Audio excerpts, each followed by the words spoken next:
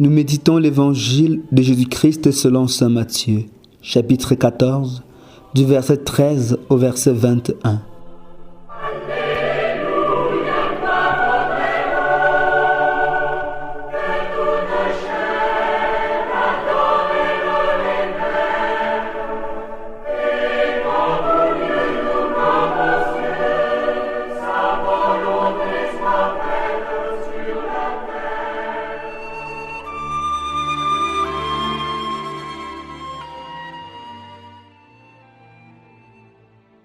En ce temps-là, quand Jésus apprit la mort de Jean le Baptiste, il se retira et partit en barque pour un endroit désert à l'écart. Les foules la prirent et quittant leur ville, elles suivirent à pied. En débarquant, il vit une grande foule de gens. Il fut saisi de compassion envers eux et guérit leurs malades. Le soir venu, les disciples s'approchèrent et lui dirent : « L'endroit est désert et l'heure est déjà avancée. Renvoie donc la foule, qu'ils aillent dans les villages s'acheter de la nourriture. » Mais Jésus leur dit : « Ils n'ont pas besoin de s'en aller. Donnez-leur vous-même à manger. » Alors ils lui disent : « Nous n'avons là que 5 pains et 2 poissons. » Jésus dit : « Apportez-les-moi. » Puis, ordonnant à la foule de s'asseoir sur l'herbe, il prit les 5 pains et les 2 poissons. Élevant les yeux au ciel, il prononça la bénédiction. Il rompit les pains, il les donna aux disciples, et les disciples les donnèrent à la foule. Ils mangeaient tous, et ils furent rassasiés. On ramassa les morceaux qui restaient. Cela faisait 12 paniers pleins. Ceux qui avaient mangé étaient environ 5000, sans compter les femmes et les enfants.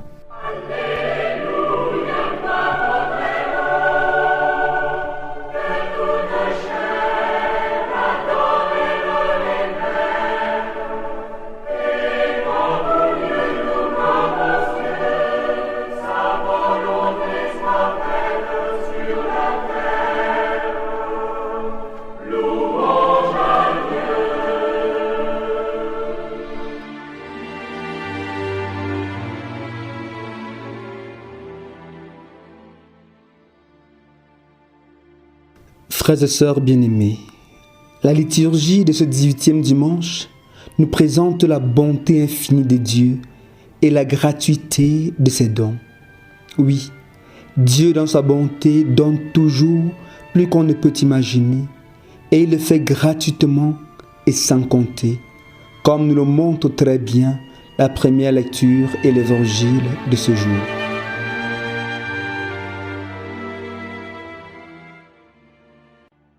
Dans la première lecture, en effet, Isaïe s'adresse à un peuple qui connaît de grosses difficultés à cause de l'exil et qui pourrait croire que Dieu l'a abandonné.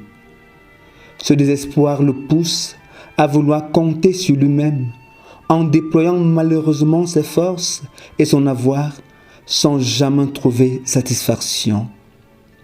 Et c'est donc au cœur de ce tumulte que la voix du Seigneur va retentir par la bouche de son prophète et dire en quelque sorte : pourquoi dépenser votre argent pour ce qui ne nourrit pas? Pourquoi vous fatiguer pour ce qui ne rassasie pas? Venez, même si vous n'avez pas d'argent, venez acheter et consommer sans rien payer. Plus encore, il leur dit : venez à moi, écoutez et vous vivrez. On peut imaginer la joie, la grande joie de ce peuple en écoutant ces paroles du Seigneur.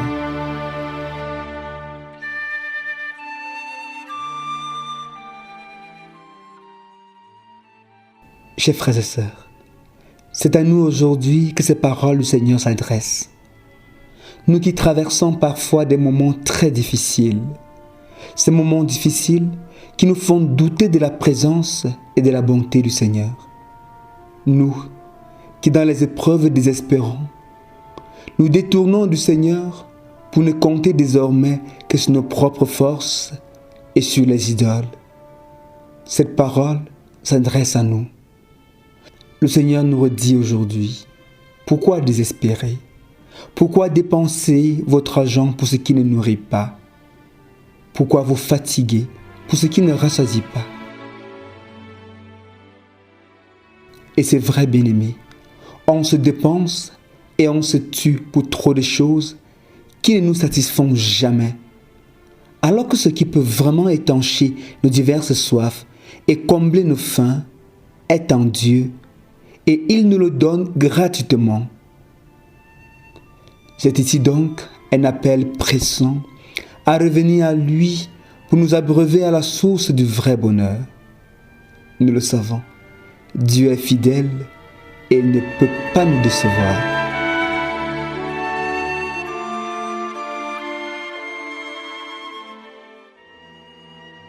Dans la page de l'Évangile que nous venons d'écouter, nous voyons la même sollicitude de Dieu envers les hommes.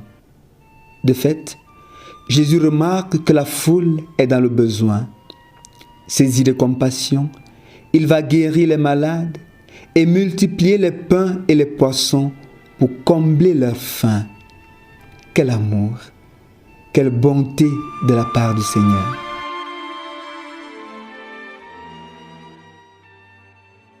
Nous constatons que Jésus accomplit ainsi la prophétie faite par Isaïe dans la première lecture. Venez, consommez sans rien payer. Le Christ se présente ainsi comme l'envoyé de Dieu, venu combler nos différentes faims. C'est à lui que nous devons aller, puisqu'il a non seulement la volonté, mais aussi le pouvoir de nous combler au-delà de nos attentes.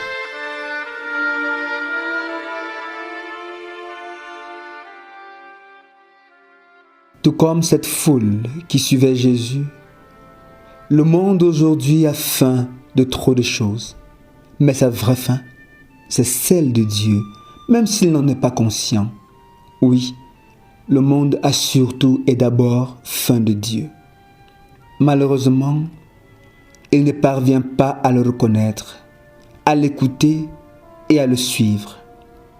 Aveuglé par la séduction trompeuse de la terre, notre monde se détourne du Dieu qui est pourtant la seule source du vrai bonheur.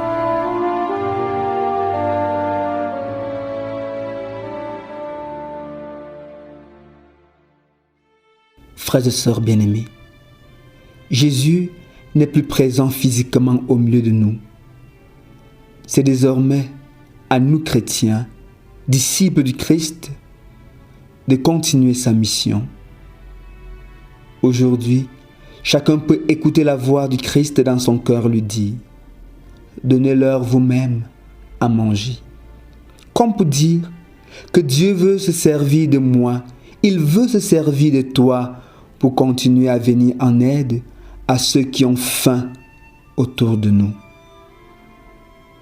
Il y a la faim de la nourriture physique dans le monde, ça c'est vrai. Cependant, plusieurs autour de nous ont faim d'autre chose. Ils ont faim de justice, ils ont faim de paix, ils ont faim d'amour, ils ont faim d'attention et bien d'autres encore. Mais il reste que la plus grosse faim, c'est celle de Dieu.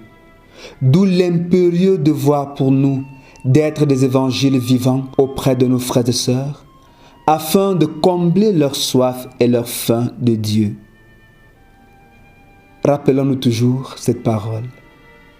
Si on te donne tout sans te donner Dieu, on ne t'a rien donné.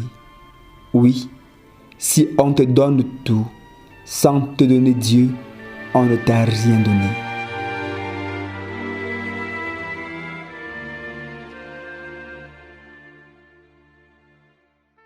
Ainsi donc, bien-aimés, fort de savoir que Dieu seul nous suffit, et sûr de son amour pour nous, nous comprenons aisément l'interrogation de saint Paul dans la deuxième lecture de ce jour. Qui pourra nous séparer de l'amour du Christ? La détresse, l'angoisse, la faim, le dénuement, le danger. Mais quoi alors?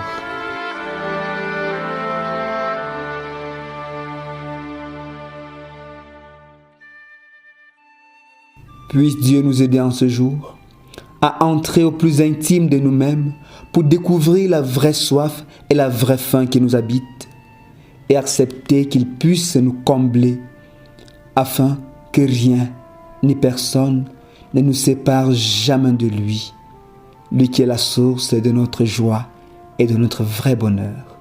Loué soit Jésus-Christ.